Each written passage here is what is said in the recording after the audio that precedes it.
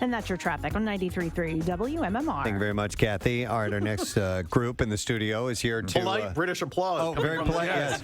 Yes. Are here to promote a polite British movie from a polite British show. Now, actually, very, very incredibly popular program. We need some music to give us a little bit of... Does that fit? There you go. You think that fits properly? Very PBS. All right, thank you. They are here to promote the Downton Abbey film, which opens on Friday, and we have a whole group of people here this morning. Please welcome Imelda Staunton, Jim Carter, Michael Engler, and Kevin Doyle. Yes. To our program this morning. So great to have all of you here today. Thanks for being here. We appreciate it. Thanks for having us. So, how long has the film been in the works? Is this was an idea before the series ended? I think it was talked about before the series ended, which was 3 years ago, but then the pressure grew thanks to you, the media, because every interview we ever did always ended up off the record, is there going to be a movie? And then the fans, everybody we met in the street, will there be a film, will there be a film? And 3 years later, there is. The main question I need to know, and since you want to get as many moviegoers as you can to go see this, I did not watch the series. That doesn't mean that I'm not going to watch the series. I shall, but... can I see the movie? Yes. And okay, that's you don't need to have seen the show. Okay, all right. That's what I need to know because these two are fanatics about Downton. like, Love you guys. When you started talking, I was like, oh, it's Carson.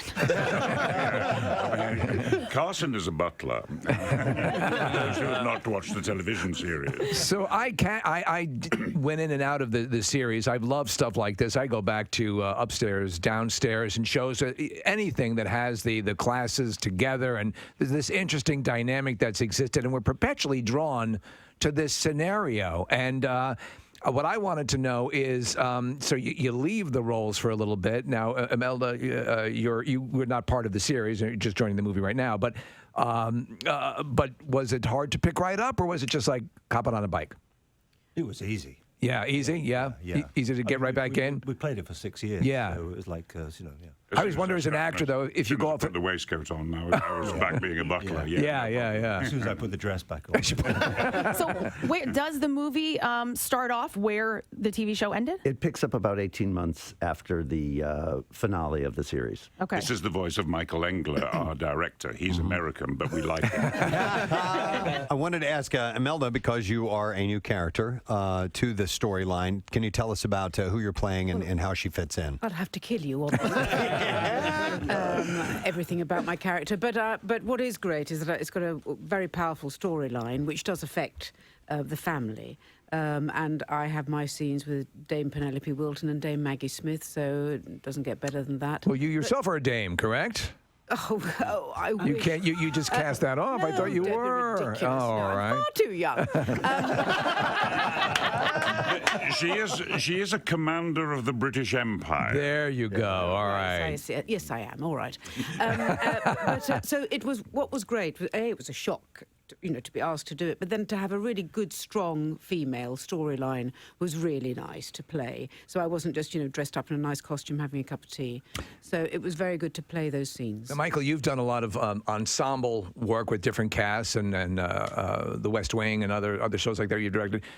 There's a certain anything like this where the ensemble is as top notch as this ensemble is has to be really cool, but it places a big onus on you to deliver to the hardcore fans and to also do something that's going to invite new people in.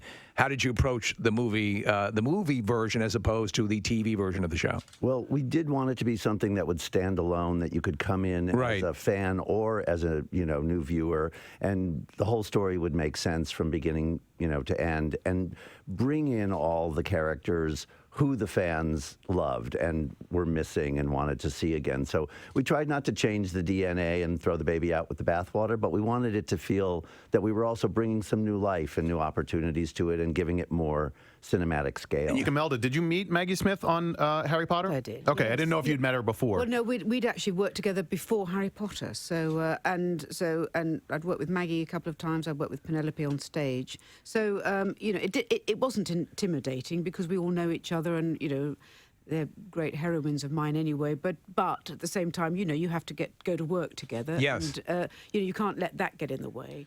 I saw an interview with you, Imelda, actually during research, and it was leading up the show you're on, they asked you if you would be part of a Downton Abbey movie, and you said, "Oh, I don't think so. I don't think that's going to happen." And here you are. Were you lying when they gave that answer? No, not at all. Okay. Because it was a huge surprise. Oh, was it? Oh, And yeah. to me Okay. as well, I'll tell you. Yeah, I mean, Imelda and I have been married for 35 years. I Yeah. don't know if your research had shown that. So when she came into the kitchen and said, "I've been offered a part in a film," I said, "Oh, yeah, what is it? Downton Abbey." What the hell? Oh, that's my territory. And I really thought, and no insult to you, my darling, is that you would be playing an undercook. So when I found out you were playing a major aristocrat, I was furious. You guys didn't work too much together on the film. You didn't have scenes together? No, we didn't. I mean, we got a bit overexcited. We travelled to work 3 days together, a bit overexcited in the car. And then... But that's private, love. No, he was one end of the dining room, I was the other, or across a field, but no, we didn't have any scenes. The marriage survived.